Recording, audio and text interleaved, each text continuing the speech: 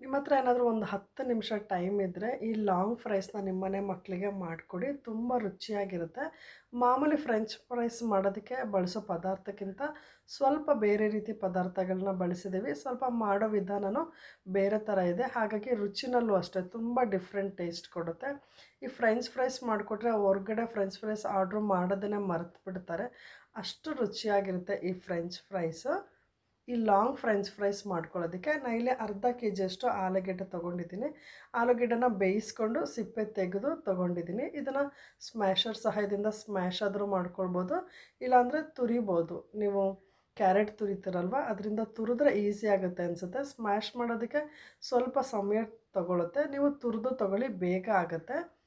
ಎಲ್ಲ ಆಲೂಗೆಡ್ಡೆನೂ ಈ ಥರ ಸ್ಮ್ಯಾಶ್ ಮಾಡಿ ಇಟ್ಕೊಂಡಿದ್ದೀನಿ. ಅದಕ್ಕೆ 1 ಬಟ್ಲಷ್ಟು ಕಾರ್ನ್ಫ್ಲೋರ್ ಹಾಕ್ಕೊಳ್ತಿದ್ದೀನಿ. ಸ್ವಲ್ಪ ರುಚಿಗೆ ತಕ್ಕಷ್ಟು ಉಪ್ಪು, ಅಚ್ಕಾರದ ಪುಡಿ ಮಾತ್ರ 2 ಸ್ಪೂನ್ ಹಾಕ್ಕೊಳ್ತಿದ್ದೀನಿ. ಆಲೂಗೆಡ್ಡೆ ಸ್ವಲ್ಪ ರುಚಿನ ಜಾಸ್ತಿ ತಗೊಳುತ್ತೆ, ಅಂದರೆ ಉಪ್ಪನ್ನ ಕಮ್ಮಿ ತಗೊಳುತ್ತೆ, ಮತ್ತು ಖಾರನ ಜಾಸ್ತಿ ತಗೊಳುತ್ತೆ. ಹಾಗಾಗಿ ನೀವು 1 ಸ್ಪೂನ್ ಹಾಕಿದ್ರೆ ಖಾರ ಕಮ್ಮಿ ಆಗುತ್ತೆ. ಹಾಗಾಗಿ ನೀವು ಸ್ವಲ್ಪ ಅಚ್ಕಾರದ ಪುಡಿನ 2 ಸ್ಪೂನ್ ಹಾಕ್ಕೊಳ್ಳಿ. ಸ್ವಲ್ಪನೂ ನೀರು ಹಾಕಬಾರ್ದು. ಈ ರೀತಿ ಗಟ್ಟಿಯಾಗಿ ಕಲಿಸ್ಕೊಳ್ಬೇಕು. ಆಲೂಗೆಡ್ಡೆಯಲ್ಲಿರೋ ತೇವಾಂಶನೇ ಸಾಕಾಗುತ್ತೆ. ನೀವು ಸ್ವಲ್ಪನೂ ನೀರು ಹಾಕ್ದಲೇ ಈ ಥರ ಗಟ್ಟಿಯಾಗಿ ಕಲಸಿಟ್ಕೊಂಡು ತಕ್ಷಣವೇ ನೆನೆಯೋಕ್ಕೆ ಬಿಡಬಾರ್ದು. ನೆನೆಯೋಕ್ಕೆ ಬಿಟ್ಟರೆ ಅದು ತೆಳುವಾಗುತ್ತೆ. ಕಲಸಿದ ತಕ್ಷಣ ಈ ರೀತಿ ಬಟರ್ ಪೇಪರಲ್ಲಿ ಸ್ವಲ್ಪ ಎಣ್ಣೆ ಸವರ್ಕೊಳ್ಳಿ. ಬಟರ್ ಪೇಪರ್ ಇಲ್ಲಾಂದರೆ ಪ್ಲಾಸ್ಟಿಕ್ ಪೇಪರ್ ತೊಗೋಬೋದು. ಪ್ಲಾಸ್ಟಿಕ್ ಪೇಪರು ಬಳಸೋದು ಇಷ್ಟ ಇಲ್ಲ ಅಂದರೆ ಒಂದು ಪ್ಲೇಟ್ಗೆ ಈ ರೀತಿ ಮಾಡ್ಕೊಳ್ಬೋದು. ನೋಡಿ, ಫ್ರೆಂಚ್ ಫ್ರೈಸ್ ಸೈಜ್ ಇರುತ್ತಲ್ವ, ಆ ಸೈಜ್ ಬರೋವರೆಗೂ ಇದನ್ನು ಲಟ್ಟಿಸ್ಕೊಳ್ಳಿ. ಕೈಯಲ್ಲಿ ಬೇಕಿದ್ರೂ ಹಾಗೆ ಲಟ್ಟಿಸ್ಕೊಳ್ಬೋದು, ಲಟ್ಟಣಿಗೆ ಸಹಾಯದಿಂದನೂ ಬೇಕಿದ್ರೆ ಲಟ್ಟಿಸ್ಕೊಳ್ಬೋದು. ನಾನು ಕಲಸಿಟ್ಕೊಂಡಿರೋ ಹಿಟ್ಟಲ್ಲಿ ಈ ರೀತಿ 2 ಸೆಟ್ ಮಾಡ್ಕೊಂಡಿದ್ದೀನಿ. ಒಂದೇ ಪೇಪರ್ಗೆ ಜಾಸ್ತಿ ಆಗುತ್ತೆ ಅಂತ ನಾನು 2 ಸೆಟ್ಟಲ್ಲಿ ಈ ರೀತಿ ಕಲಿಸ್ಕೊಂಡಿರೋ ಹಿಟ್ಟನ್ನ 2 ಭಾಗ ಮಾಡಿಕೊಂಡು ಈ ರೀತಿ 2 ಪೇಪರ್ಗೆ ರೆಡಿ ಮಾಡಿ ಇಟ್ಕೊಂಡಿದ್ದೀನಿ. ನೋಡಿ, ಇದನ್ನು ಬಟರ್ ಪೇಪರ್ನ ಕ್ಲೋಸ್ ಮಾಡಿ ಫ್ರೀಝರಲ್ಲಿ ಒಂದು ಅರ್ಧ ಗಂಟೆಯಿಂದ 1 ಗಂಟೆಗಳ ಕಾಲ, ಟೈಮ್ ಇದ್ದರೆ ಒಂದು 2 ಗಂಟೆ ಇಟ್ಕೊಳ್ಳಿ. ಮಧ್ಯಾಹ್ನನೇ ನೀವು ರೆಡಿ ಮಾಡಿ ಫ್ರೀಝರಲ್ಲಿ ಇಟ್ಬಿಟ್ರೆ ಮಕ್ಕಳು ಬಂದಾಗ ಎಣ್ಣೆ ಬಿಸಿ ಮಾಡಿ ಇದನ್ನು ಫ್ರೈ ಮಾಡಿಕೊಡ್ಬೋದು.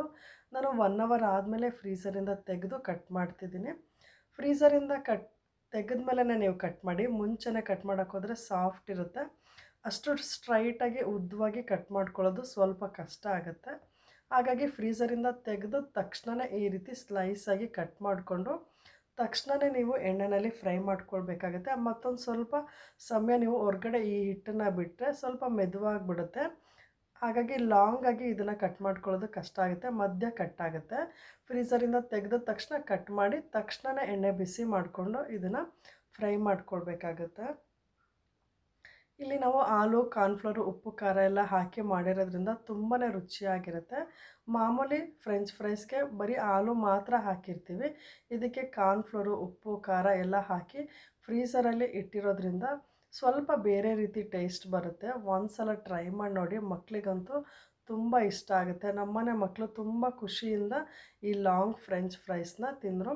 ಒಳಗಡೆ ತುಂಬ ಸಾಫ್ಟಾಗಿರುತ್ತೆ, ಕಾರ್ನ್ಫ್ಲೋರ್ ಹಾಕಿರೋದ್ರಿಂದ ತುಂಬ ಹೊರಗೆ ಒಳಗೆ 2 ಕಡೆನೂ ಸ್ಪಾಂಚಿಯಾಗಿರುತ್ತೆ.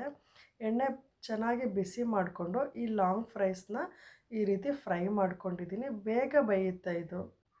ಈ ರೀತಿ ನೀವು ಈ ಕಲರ್ ಬರೋವರೆಗೂ ನೀವು ಫ್ರೈ ಮಾಡಿಕೊಂಡ್ರೆ ಸಾಕಾಗುತ್ತೆ. ನಾನಿಲ್ಲಿ 2 ಬ್ಯಾಚಲ್ಲಿ ಫ್ರೈ ಮಾಡ್ಕೊಂಡಿದ್ದೀನಿ. ತುಂಬಾ ಗರಿಗರಿಯಾಗಿ ಹೊರಗೆ ಒಳಗೆ 2 ಕಡೆನೂ ಕ್ರಿಸ್ಪಿಯಾಗಿರುತ್ತೆ. ನೋಡಿದ್ರಲ್ವ ಎಷ್ಟು ಸುಲಭವಾಗಿ 1 ಗಂಟೆ ಟೈಮ್ ಇದ್ದರೆ ಸಾಕು ಈ ಫ್ರೆಂಚ್ ಫ್ರೈಸ್ನ ಮಾಡ್ಕೊಳ್ಬೋದು. ನೀವು ಮಧ್ಯಾಹ್ನ ರೆಡಿ ಮಾಡಿ ಫ್ರೀಝಲ್ಲಿ ಇಟ್ಟರೆ ಮಕ್ಕಳು ಸ್ಕೂಲಿಂದ ಬಂದ ತಕ್ಷಣ ಎಣ್ಣೆ ಬಿಸಿ ಮಾಡಿಕೊಂಡು ಜಸ್ಟ್ ಫ್ರೈ ಮಾಡಿಕೊಡೋದಷ್ಟೇ. ಮಕ್ಕಳಿಗೂ ಇಷ್ಟ ಆಗುತ್ತೆ. ಒಂದು ಸಲ ಟ್ರೈ ಮಾಡಿ ನೋಡಿ. ಈ ರೆಸಿಪಿ ನಿಮಗೆ ಇಷ್ಟ ಆಗಿದ್ದರೆ ವಿಡಿಯೋನ ಲೈಕ್ ಮಾಡಿ, ಶೇರ್ ಮಾಡಿ. ಮುಂದಿನ ವಿಡಿಯೋದಲ್ಲಿ ಭೇಟಿಯಾಗೋಣ. ಧನ್ಯವಾದಗಳು.